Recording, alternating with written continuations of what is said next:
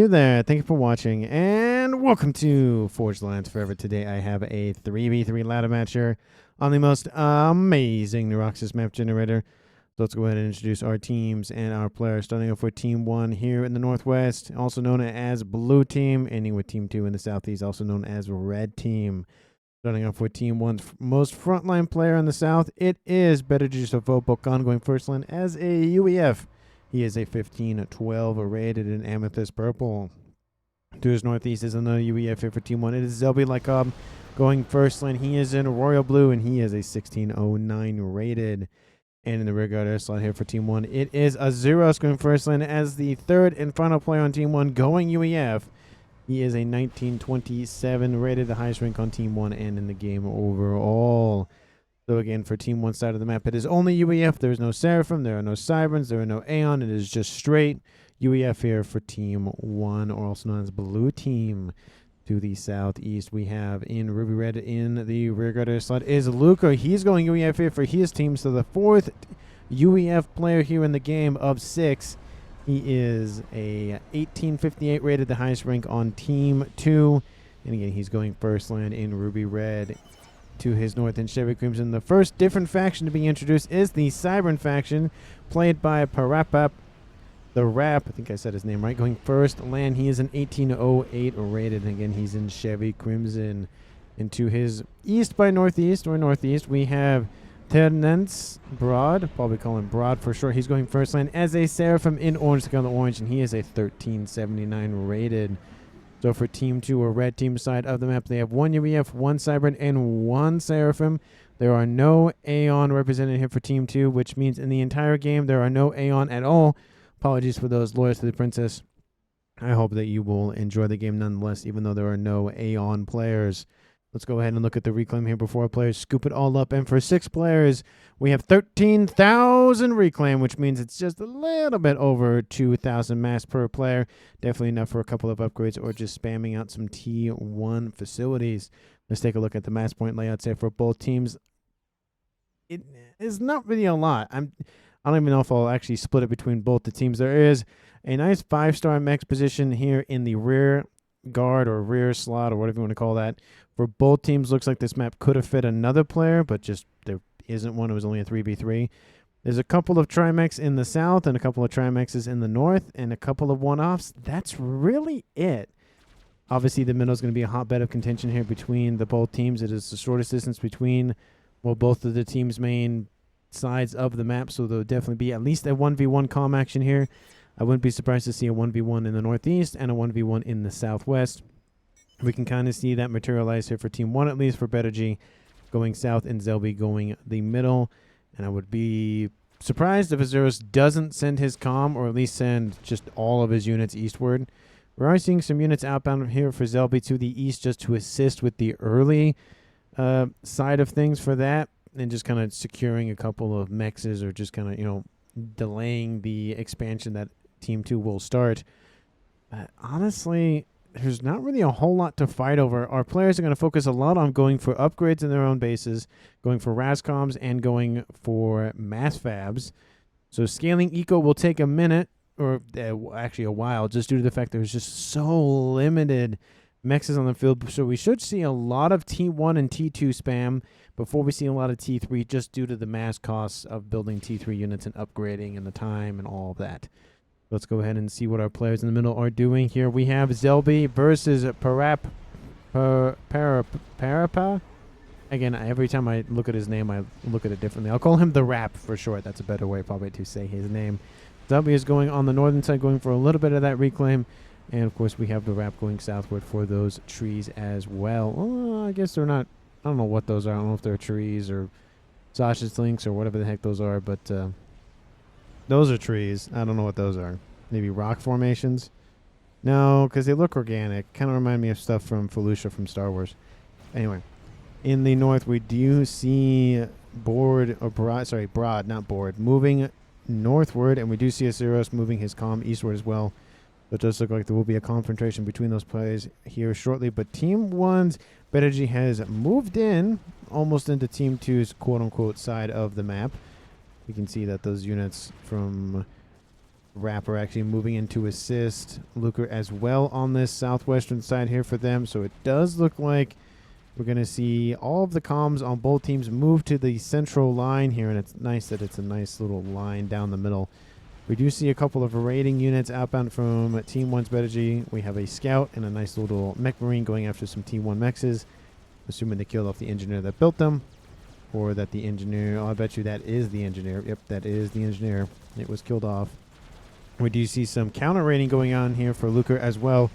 But both players in the south trying to raid one another. It's one of those delaying tactics, not necessarily a I'm going to come in and take all of your mass extractors, whatever the case may be. It's more of, hey, you have a mass extractor, I'm going to kill that. I know my unit's going to die, but it's going to deny you mass for the time being. We do see upgrades here, both by the central players on both teams. We have the Rap going for his gun upgrade, speed and range, and we do see they'll be going for their gun damage and range, because one is UEF and one is Cybern. We do see Broad moving northeast, or on to the northeastern side of the map, while we have Zeros focusing here. We do see a couple of mechs, either they were donated over to Zelby or they were built by Zelby. Zeros may have given those over. I don't know what the case may be. He's going to build a nice little wall section to prevent any incursions on that side, and he will move forward with his commander to deal with the oncoming Mantis threat that is from the Rap, helping to shore up defenses here for Broad. Broad has actually been in the northeast. I don't understand the tactical position of this. You would probably try to at least deny the Strimex position here for Team 1, but I don't think that's really going to happen, and especially if Azuris goes for gun, unless Broad has a decent amount of T1 units. I mean, when I say decent, I mean probably about 30 or 40, at least at a minimum. I don't see him breaking this position. He could have gone there a little bit sooner and tried to push him back, but I mean, he went northward. I don't understand that. Maybe he tried to go for the Trimex up here, but there are some units stationed there, so it will obviously alert Azuris if the comm or any of the units move in that direction. I do see conflict between the two comms here in the southwest. It is from Bedergy and Luker. Luker trying to walk down Bedergy's commander. Bedergy is in the yellow, but Luker is starting to follow the yellow here pretty shortly. Bedergy is kind of lacking on T1 units. Nice little overcharge, kills off a couple of those strikers, and he needs to probably desperately get here to 1-star veterancy here, get a nice bump in hit point and regen. We do see some Mantis coming in to assist from the Rap. So these two players trying to focus on the southern edge here and weaken Team 1's position. This would be a nice advantage. We do even see some units from Luker himself moving into the southwest, and then going to probably push northward, hoping to kill off Bedergy. But Luker's not going to kill Bedergy just yet. He's going after all of those units that are outbound from him. And Bedergy actually going to go south. Don't know where he's going. Could have just walked back to base, but maybe he's trying to force Luker to kill him. I don't understand that, where he would go, he'd go north for a while and go back down south. There are some units going to be coming into range here of Team 1's and Mechs in the north, the main base here for Bedergy. But Bedergy will be the first casualty of the game here, and it will be a nice scalper for Team 2's Luker. 200 hit points, 100 hit points, and there he goes. Team 1 loses the first player at 8 minutes, and it is now a 3v2 in favor of Team 2. But we do see Zelby being pretty much focused down here by the Rap. Of course, Zelby does have gun, and stealth is also online here for the Rap, so he has 2 upgrades to Zelby's 1. But of course, it does look like Zelby will be fine for the time being. But of course, he has to be very careful, because now it is a 2v3, and APM, especially in ladder matches, is a huge contributor to who wins or loses the game. And Zelby just getting body blocked here. Does overcharge and kill off a couple more of those Mantis. We do see some units invading what is now Azuros' base.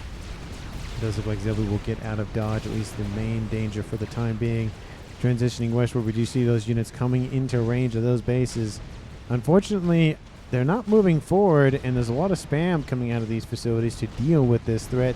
It's only T1, so these T1 Mech Marines might just be enough to deal with it. They do get killed off pretty quickly, especially for T1, but it will slow down at least a little bit of this units pushing northward. They're going after all the engineers, trying to slow down the build power. A lot of bombers are going to try to be spammed up here by Azuros. Actually, this isn't Azuros anymore. This is, I think, Zelby is actually under control of these units. Yep, this is Zelby.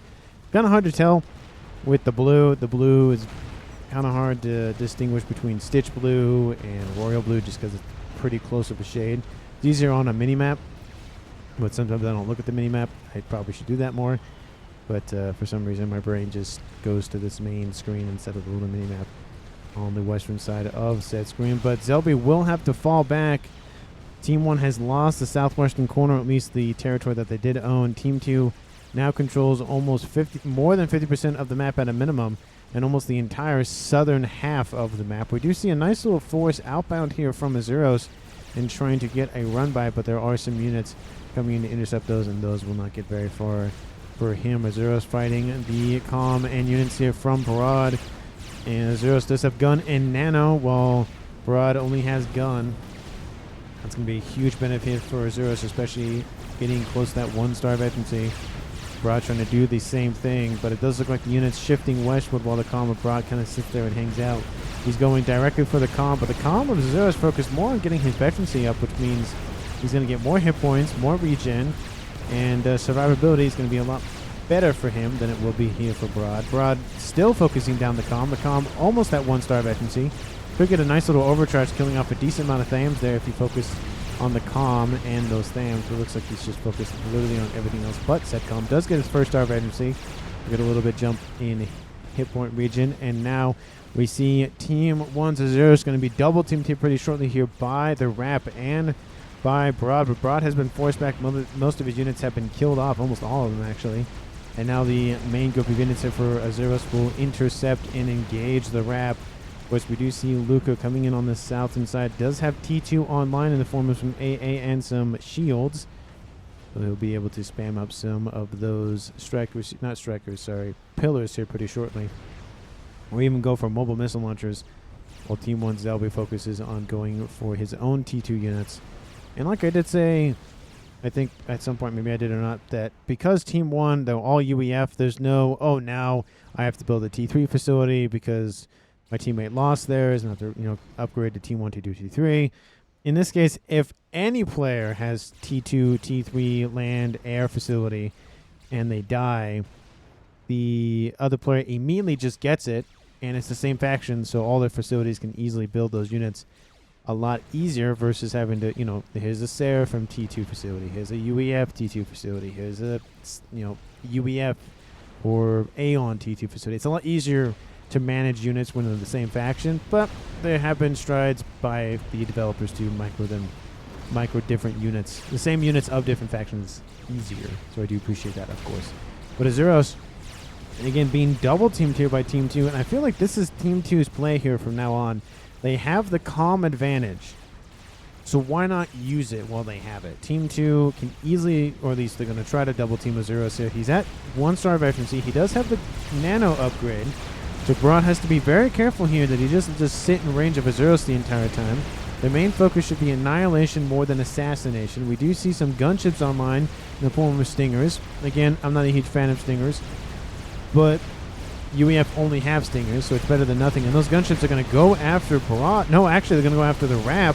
The Rap doesn't have nano, but does have 2-star veterancy, and Parad is at no star veterancy. He's at 11,000.5 hit points, and we have, of course, the Rap at 14,000. A little bit advantage for the Rap in that regard for survivability. But Azuros is back in the green once again, and almost at his 2nd-star veterancy. T1 bombers over the top, targeting Broad as well. The Rap is the main target here for Team 1's Azuros, and he will kill him off, unfortunately, here for the Rap, and this will be the first casualty on Team 2. The gunships actually stop firing, get out of range, and then go after the combo Parad so they don't die in the explosion from that commander. Team 1 AA has been spammed up. Maybe this will be a double kill here for Team 1's Azuros. More gunships are arriving. They will claim this kill as well. It is a double kill thanks to those gunships. And Team 1 switches it from a 2v3 to a 2v1 in the matter of a minute. And right now, Azuros looking like the MVP of the game here for Team 1. Team 2 now is going to be under the full control of Luker. The advantage, of course, is that he has all of the mass at his disposal to use at his discretion. Unfortunately, he's going to start lacking APM just because it's now a 2v1. And it's not a huge map. It's probably, at most, a 13 by 13. I'm going to be surprised if it's probably a 10. It's a lot. Again, it's a lot of territory to micro. by yourself. But Azuros does get a nice little rank efficiency as well. Was missing a decent chunk of hit points. But there is a ton of T1 spam and a couple of T2 units on their way to intercept that comm. I feel like for Luker, his main goal is to body block the comm of Azuros so that his T2 Rhinos, so at least more of them, can come into range. Azuros is starting to drop here. There's a lot of units surrounding that comm. And there are some strikers here on station to assist as well. But, you know, their damage isn't great. There's not a lot of numbers. But, you know, it's better than nothing, as I always say. And Azuros is dropping into the yellow. One of the only reasons he's still alive is that Nano is kicking in 68 hit points a second. But look at that fire just coming down onto Team 1's Azuros. He's dropping into the red, and there he goes. He is done and dusted here for Team 1, and the man who just got a double kill got killed himself and is now a 1v1 at 15 minutes on the clock. And I know this game goes to about the 50-minute mark, so we have a nice little 35 more minutes of a 1v1 scenario here. And I will speed it up a little bit just due to the fact that this part's going to be a little bit not as entertaining, just due to the fact that both players are now dealing with the fact that the last remaining player on Team 1 and Team 2, respectively, alive. They're going to be very cognizant of that and need to kind of hold back. We even see Luker down here goes, probably shouldn't push right now. I don't want to be caught unawares and die. We do see movement out here from Luker trying to deny these T1 Mechs here for Zelby. And now, like I said, it is Zelby versus Luker. It is, I mean, it's still Team 1 versus Team 2, but it is for de facto Zelby for Team 1 and Luker for Team 2. I will still say Team 1 and Team 2 because that's just what's stuck in my brain, and I can't change it. That's just how it is. But I will do every effort to just say the names, at least for the time being, at least the rest of the match. We do see some strikers out, not keep saying strikers, pillars outbound here for Zelby, going after the T2 Mechs down here. Exactly what happened that Luker just did. It was successful for Luker. Unfortunately, it was not here for Zelby, and that pillar will just be annihilated. I think I'll slow it back. Actually, no, I'll slow it down to 1. I feel like that's probably a better place to sit at. Team Zelby and Team Luker now have T3 air online as well as T3 land. Of course, this is the thing that I was talking about. While we have Luker has one T3 land facility for the UEF, he has to upgrade to T3 land for Cybran and T3 land here if he wants for the Seraphim. While Zelby only has to do one facility and just has to upgrade all the other ones to T3 because everything else is UEF here on his side of the world. And Team 2 owns roughly 75% of the map, which will probably lead Zelby to be very, very defensive. We have Zelby producing 181. Oh, that might be power related. He went from 180 to 60. Oh, yeah, that's power related. Let's say usually don't drop that much that quickly unless there's a nuke. Looks like he does fix it. But Luke is producing about 30 more mass than him. I mean, he has a little bit more wiggle room to play with. He's starting to pump out some Titans. Very good early T3 unit from the UEF to pump out. Very quick. Fires very quick as well. Very fast. Very much like the upgraded Ilshi of the Seraphim is essentially what the Titan is. And it has a shield. I mean, can you ask for more? I mean, I can ask for more, but we don't always get more, or we don't always get what we want. But anyway, it does look like Zelby almost at 2-star efficiency, so it does have a little bit more to go with that. Probably, like I said, will not put his comm on the front line just due to the fact that, again, the game has now essentially turned from an annihilation game to an assassination game.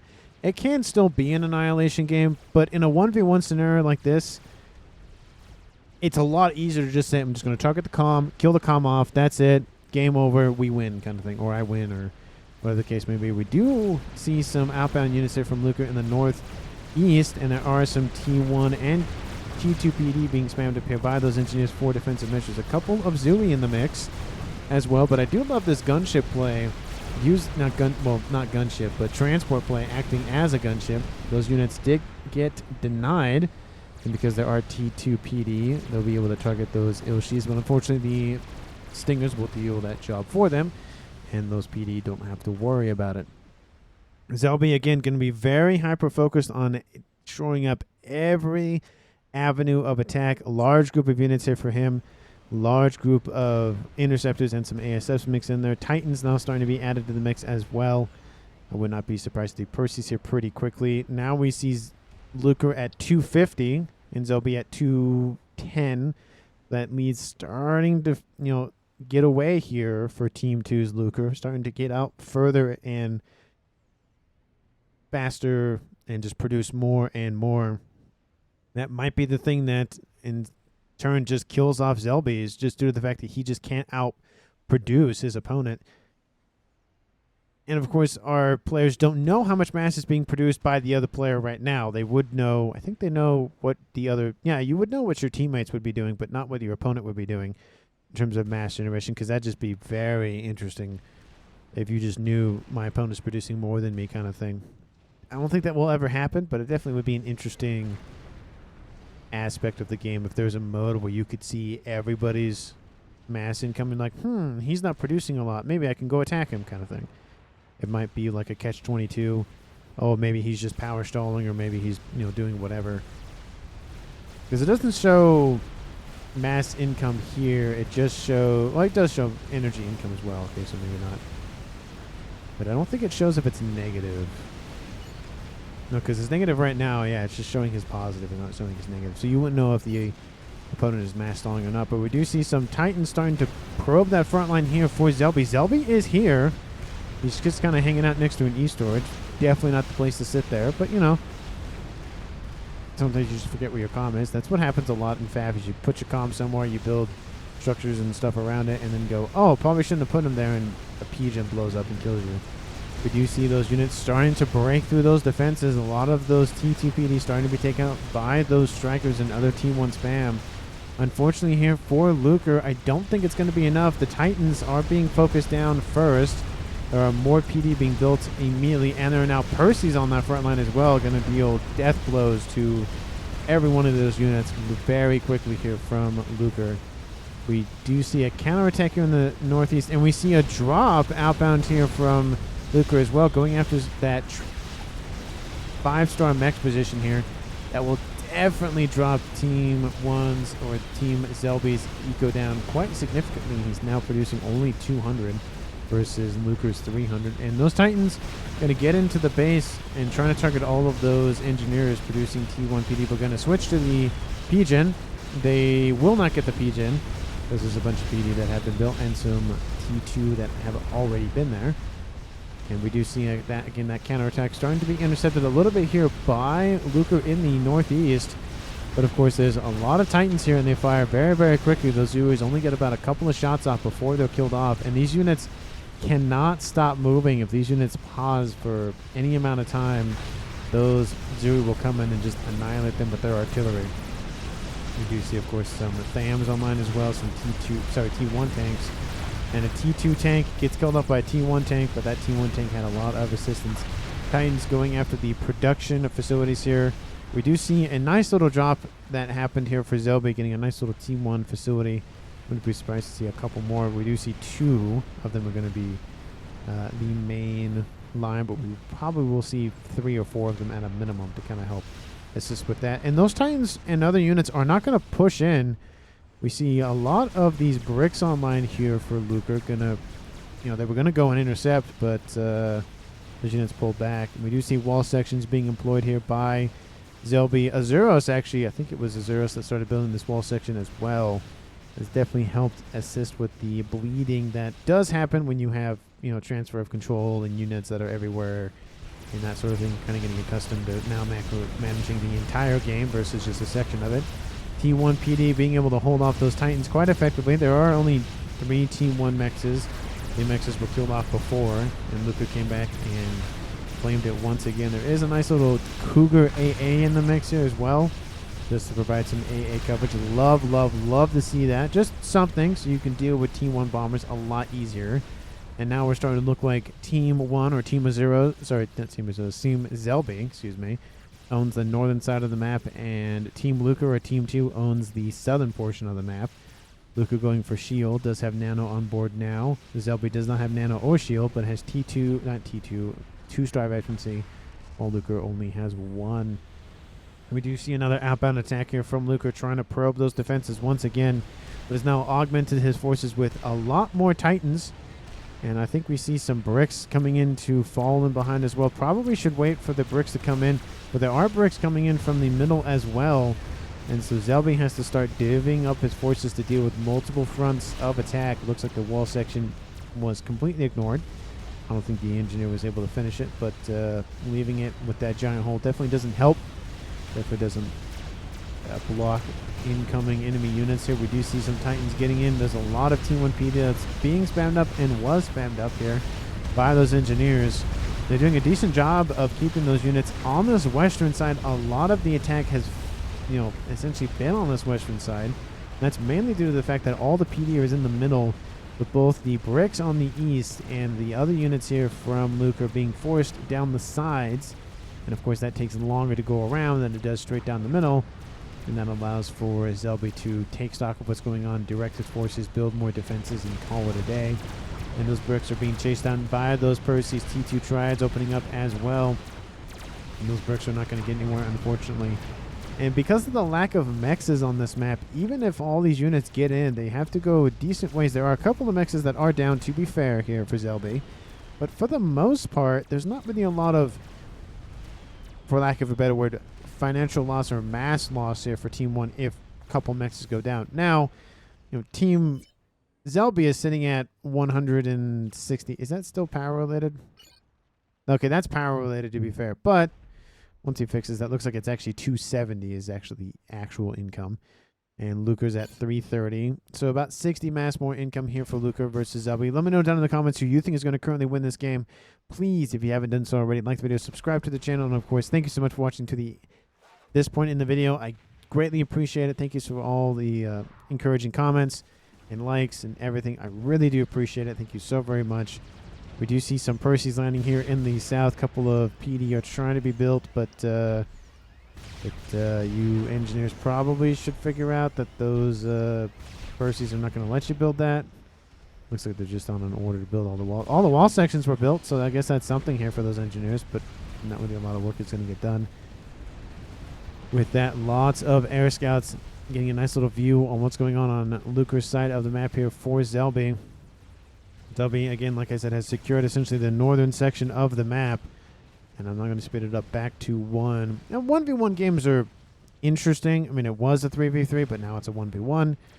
I need to probably cast more 1v1 high-rated, like, pro matches. Probably should. There's probably some of you in chat being like, yeah, that's a good idea. You should do that. And I'm thinking I need to find the hard thing is I need to find a really, really good one. And I always think, like, oh, this one's not good enough, or this one's not good enough. Like, my standards are kind of high when it comes to especially 1v1 where it's a lot more, you know, there's not a ton of I mean, there's a ton of action eventually, but especially this point in the game and before, is a lot of it is kind of slow. You're getting mexes, you're going for early raiding, and that stuff's not the entertaining as building 30 monkeys or doing, you know, 2 YOLOs and a Paragon. It's just not as exciting, but you know, there is those moments in FAF where it's not all about the experimentals, but it's about, you know, just straight up tactics, which is another reason why I love this game, because there's so many different ways that you can play, and there's so many different ways that you can win, and there's also stuff to counter other things, so it's not just one strategy wins them all. It's definitely one of those you have to hit and fade and all that sort of thing. We do see an experimental online, talking about experimentals. Luker has a chicken. I don't know why he didn't go for monkey, but I feel like the chicken has really good range for a T4 experimental. Doesn't have the crab range, but definitely has better range than most of those land experiments. We do see a lot of bombers outbound here for that chicken. T3 ASFs are nearby. Gunships coming in to assist as well. And that damage on board that chicken definitely, I mean, it took a hit, wasn't a lot, and those ASFs come in and swoop.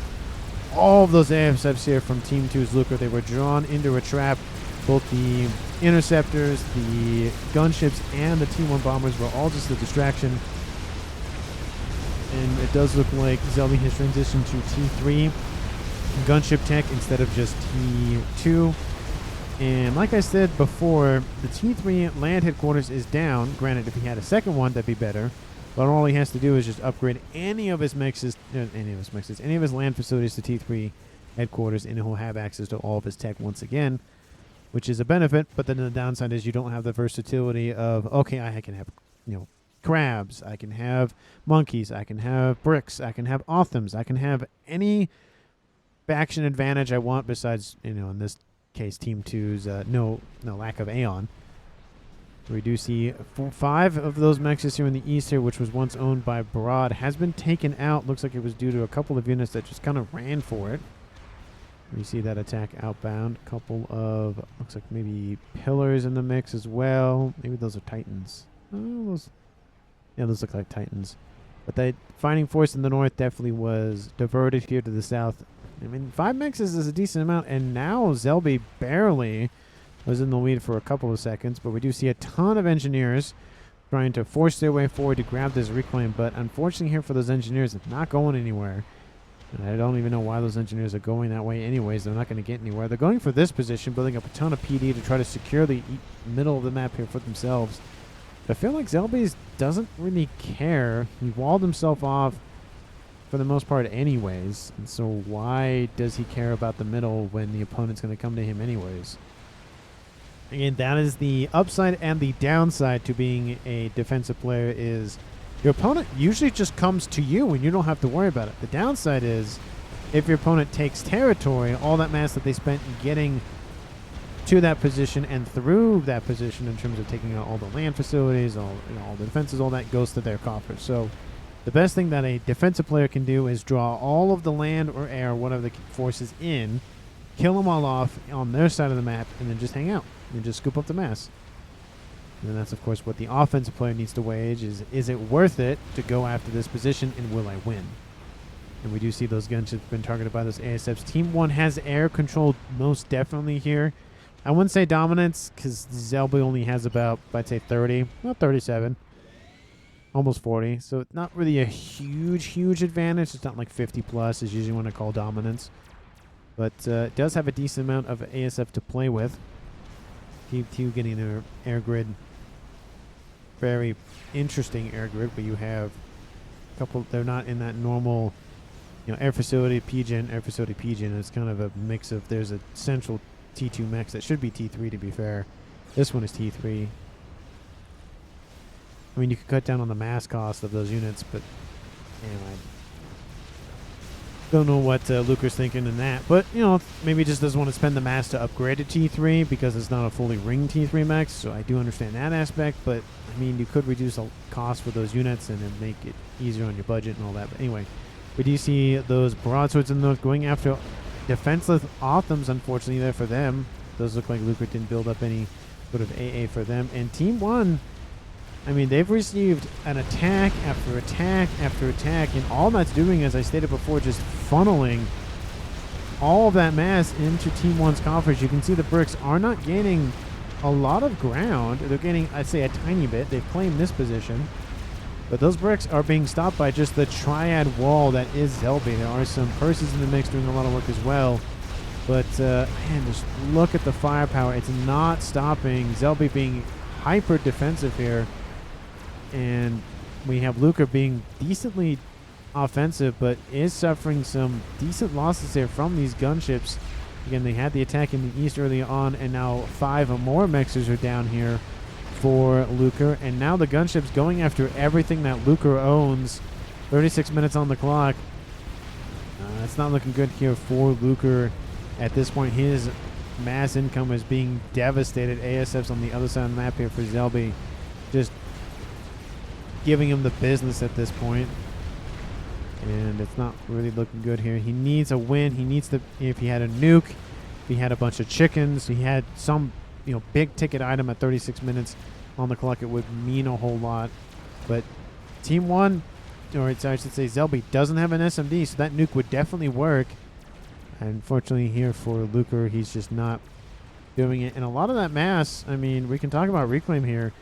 Zelby's at 113,000 reclaim, and Luker's at 46,000 reclaim, so almost a 3-to-1 advantage, and most of that has come from Luker's forces walking into Zelby's base. I mean, he did kill off a T3 land headquarters, which was good because it delayed the production of Percies and Cougars and all that. But all Zelby had to do was just build one back here, and he doesn't have to worry about it ever again. And he's not going for, well, he's went for a Fat Boy, to be fair, but he's not going for nukes. He's not going for game enders. He's not going for all those big ticket items. He's going straight for the most part, very typical T3 units, a lot of T1 spam, I don't see any pillars or anything of that. Should be going for shields. Should be seeing T2 parashields online. We do see another chicken. Unfortunately, that one chicken is not going to be enough to crack this amount. I mean, this is just... That's a lot of triads. 62 triads are online, and this is the range. If Zelby starts going for T3 Ravagers, I think that's game. Because Team 2's Luker is focused so much on the land. I mean, he doesn't have air anymore. He has a tiny bit of air, but not a lot. Been killed off a ton of times. If he loses probably one or two more chickens, the amount of mass might be enough. And now the Fat Boy's on the front line. That's going to provide a lot of long-range artillery fire. Those triads are going to hyper-focus on that chicken. That chicken is going to die. There are gunships inbound as well. AA is here to assist with dealing with the gunships. But Zelby just doesn't care because he wants to kill the chicken off. That's the hugest threat here to this PD line because, you know, they're grouped up quite nice and tightly. But the chicken is dead. You saw how quickly that got killed off. Luker has to retreat once again. That chicken is on Team Zelby's doorstep. That is it. And that chicken will go directly into his coffers. And Zelby didn't lose a whole lot. He lost a couple of T3 units, lost a couple of triads. But most of his facilities are perfectly fine. And he doesn't really have to worry about a whole lot. We see in the southwest, not really a whole lot going on there. Northeast, we do see a lot of spam. And that's going to be stopped by a bunch of bricks, which is definitely the unit to counter those. Loyalists would work too, but I think bricks are a little bit more effective, especially if your opponent is going straight for them. We do see another chicken online here for Luker. He's going for Fat Boy now. I feel like Fat Boy would have been the smarter choice to start with because you could have just put that Fat Boy somewhere and just started lobbing shells constantly at his opponent. Would have slowly eroded that front line and then come in with a chicken. But I think he flipped the order of those and it's going to cost him. You know, there is a chance that he can still win. But I feel like it's definitely favoring Zelby at this point. I see a missile. That is a missile. Hop up from that. Aloha. Should be right there. Yep, there it is. And now all that spam is being pushed back. Now all these forces are for Luker on this eastern side. Zelby doesn't have as many defenses over here, but he's sending all of his Percies in that direction. The wall section just control K'd because he's like, no, I'm not going to have them go all the way around. I'm going to full send it. The chicken's going to come in and assist with that. There is a satellite on here for Zelby as well. Again, being hyper defensive here in this game and definitely played the right move in that regard. He's definitely in a great position to win it. Team 2 doesn't, again, could have gone for Nuke. I don't know if he would have won the game outright with just one nuke, but he could have devastated Team 1's air or Zelby's air grid, devastated land production, whatever the case may have you. I feel like Nuke definitely would have been a better option than investing in those experimentals that he didn't waste, but could have used a lot better. Those Percies are now starting to engage. And it is UEF supremacy here at 40-something minutes on the clock. And we have Seraphim, UEF, and Cybern Technology intermixed here for Team 2. But just the Percy onslaught is on its way to go after that chicken. The chicken going to just walk in the middle of it because he knows. There it goes. Just gets annihilated by those essentially single-shot rifles or arms of those Percies. A lot of Percies will get singed and killed off here by the Ion Storm. So far, the Ion Storm has actually... Never mind, scratch that. It only killed off 1,600 mass, 42 minutes on the clock. It is at 1+1 speed. I think I'll slow it back down to 0 for the rest of the game. Another Fat Boy is on line. This time it's from Team 2. I think we saw that one being built. The chicken is now done. Second Fat Boy has been started. Grass has been started by Luker. Probably should build a couple shielding. I don't see any shields online here for him. Team 1 Zelby does have a couple of shielding protecting a couple of mexes. Does have a lot of mobile shielding as well, and does have some shielding protecting that Novax. But now an SMD is online, and I think had Luker started the nuke, or at least started the process of getting a nuke, when those other two players, that being Broad and the Rap, killed off, that SMD either would not have been built or definitely would not be loaded by the time a nuke would launch here from Luker, and that would have been game. But now, Satellite over top, targeting those T3 Mexes. He will notice, if Zelby's paying attention, the comm is going on an upgrade. That comm doesn't have, again, any shielding to hide under. Does have the shield upgrade, but that's it. And we could see the comm of Luker killed off by a satellite. That would be definitely annoying here for Luker. We do see those Fat Boys pushing forward as well here from Team 1 Zelby and just lining up. I thought I saw some artillery. Maybe that's teeth. Oh, no, it's back here. That is not artillery. Those are missiles. Those are not artillery. Going after defensive lines here. Stealth field generator. Not the target, but the T3 Mechs is. T3 Mechs is gone here for Luker. He's losing mass income. Still in the lead for the time being, but that number has fluctuated throughout the match. And Luker not being targeted by that satellite. Satellite just perfectly fine going after all the mechs here and denying his eco. Essentially strangleholding the economy here of Team 2's Luker. And it's not looking good here in the north there. Team 1 just, well, Zelby pumping out a ton of Percies. And those Percies are going to start lining up to shoot at that chicken. The Fat Boy is now behind a rock. Definitely not the best position to be in, considering you can't fire when you're shooting into a rock. Probably should move around it, which he's doing, to be fair. But all those shots are not missing. They're not missing. They're not landing on their targets because they're hitting a rock instead. We do see some bricks, some AA. No mobile shield still here from Team 2's Luker. Not disappointed, but just kind of confused. He's building a lot of Seraphim T3 engineers. Probably could build some Seraphim T3 mobile shielding. We do see that chicken falling back here, trying to draw all the Percies and other units into the attack that is starting to materialize here for Team 2. But those Percies are just barreling down on those T3 bricks. And most of those have been killed off now. All the other T3 units from the UVF faction for Luker have been killed off. It's now just Percies. The Fat Boy is going to retreat, fearing that the Percies will come into range. More Percies here in the east going after more Mexes. T2 Utashala online, going to at least try to hold off those Percies. Percies will kill off more T3 Mexes here. And that chicken does rotate a little bit to take out at least one of those Percies. Shields now online here for Luker.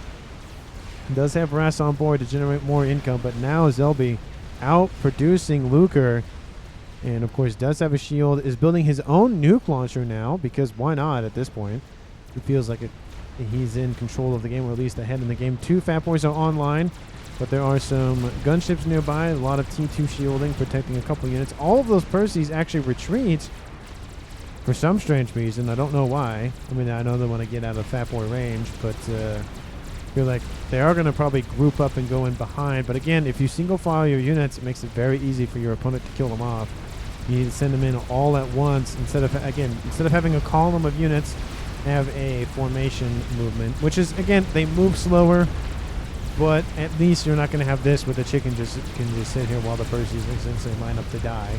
The chicken is taking significant amounts of damage from that Fat Boy and has decided to just go for it. All those other Percies behind the ones in front will be in range to fire the chicken. The chicken will die. The Ion Storm will cause these units to flee and retreat, allowing some breathing room here for Luker to mess with. But and he has a group of Percies in the east, actually 2 groups to be fair, in the east. And the gunships attack.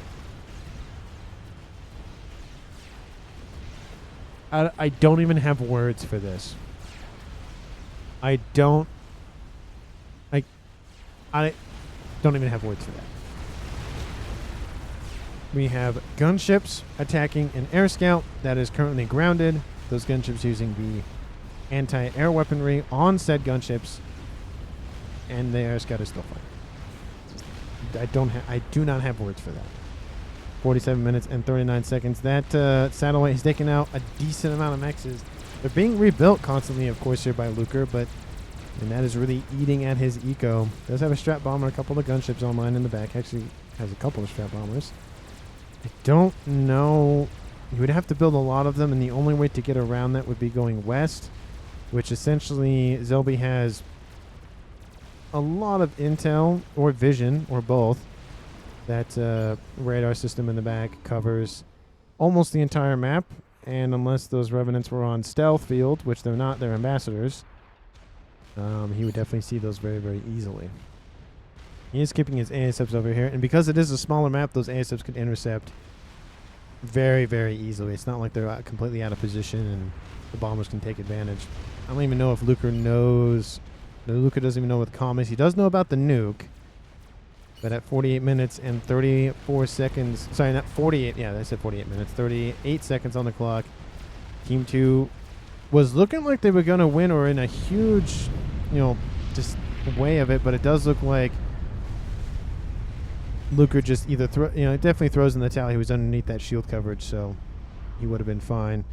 Just sit there for a while, but he can kind of see the writing on the wall. The nuke was coming online here pretty shortly. It was actually, about maybe 10% loaded. SMD wasn't even online. SMD was online, but I feel like that could easily have been targeted. And there it goes. Zelby wins the 1v1 that started at 15 minutes. He will get MVP. I thought the Zeros was going to get it, but he died. And Zelby kept it alive. Very, very smart move.